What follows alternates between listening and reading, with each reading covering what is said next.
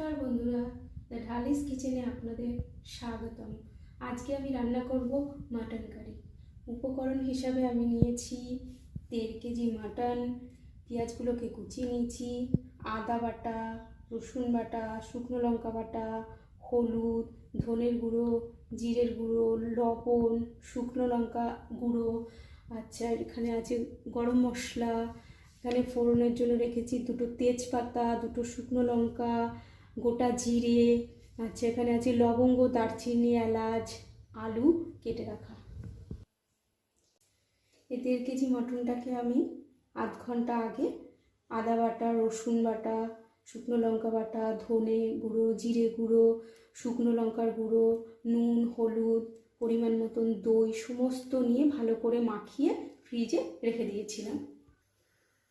কড়াই গরম হয়ে গেছে, এবার আমি তেল দেব। তেল গরম হয়ে গেলে আমি প্রথমে আলুটাকে ভেজে নেব। তেল গরম হয়ে গেছে, এবার আলুগুলোকে আমি ভেজে নেব।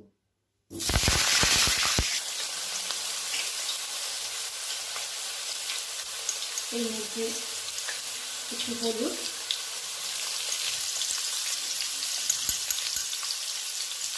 লবণ,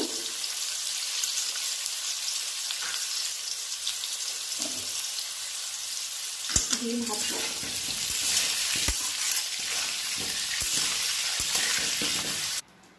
আলুগুলো ভাজা হয়ে গেছে, দেখতেই পাচ্ছেন সব লাল লাল করে সুন্দর করে ভেজে নিয়েছি, তুলে নিলাম।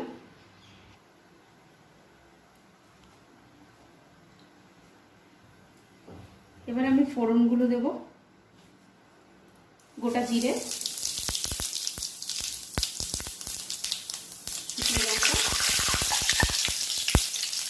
তেজপাতা, দারচিনি, লবঙ্গ, এলাচ, পেঁয়াজগুলো দিয়ে দেবো।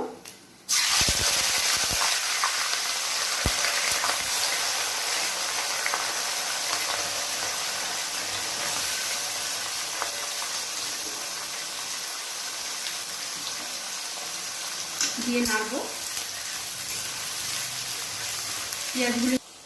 পেঁয়াজটা ভাজা হয়ে গেছে, এবার এর মধ্যে মশলাগুলো এক এক করে সব দিয়ে দেবো। আদা বাটা, যেহেতু মাংসটা একটু বেশি তাই বেশি করে মশলাগুলো দিচ্ছি।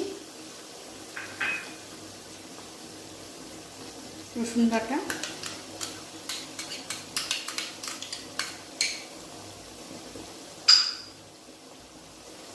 শুকনো লঙ্কা বাটা,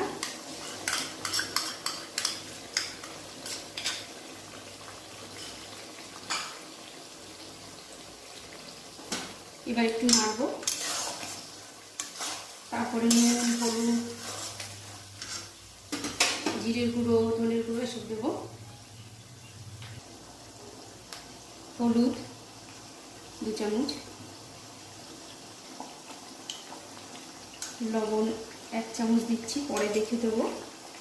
ধনের গুঁড়ো 1 চামচ,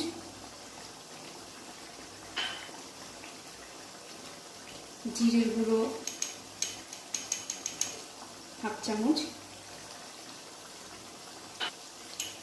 লঙ্কার গুঁড়ো 1 চামচ।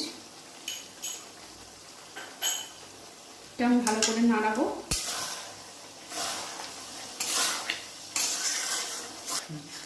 ভালো করে এবার একটু কষিয়ে নেব, তারপর মাংসগুলোর মধ্যে দিয়ে দেবো। একটু নাড়িয়ে নিলাম।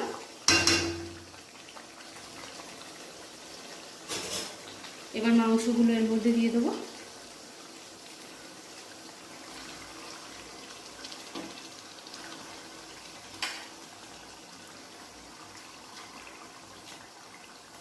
পুরোটাই দেবো।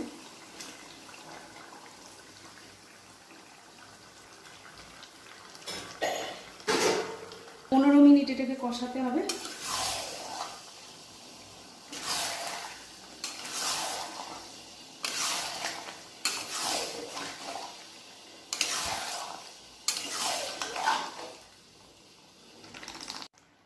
মাংসটা কষানো হয়ে গেছে, এবার এর মধ্যে আমি জল ঢেলে দেবো।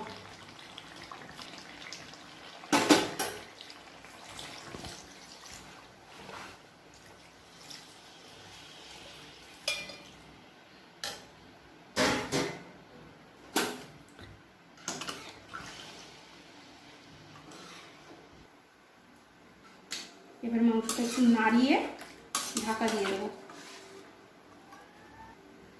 8 ঘন্টা মতন সেদ্ধ হবে এটা।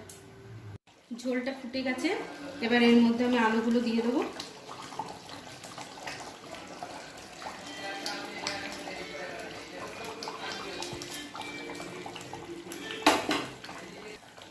এবার একটু নাড়িয়ে দেবো, দিয়ে আবার ঢেকে দেবো, আলুগুলো সেদ্ধ হয়ে যায়।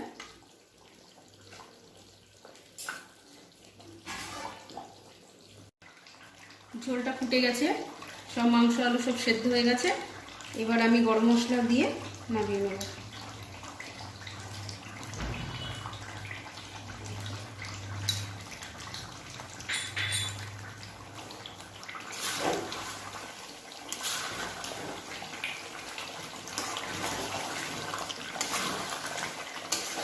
আমার মটন কারি তৈরি হয়ে গেছে। এবার আপনি গরম গরম ভাত বা রুটির সাথে পরিবেশন করতে পারেন। আমার এই রেসিপিটি যদি ভালো লেগে থাকে তাহলে আমার চ্যানেলটিকে অবশ্যই সাবস্ক্রাইব, লাইক, শেয়ার এবং কমেন্ট করবেন।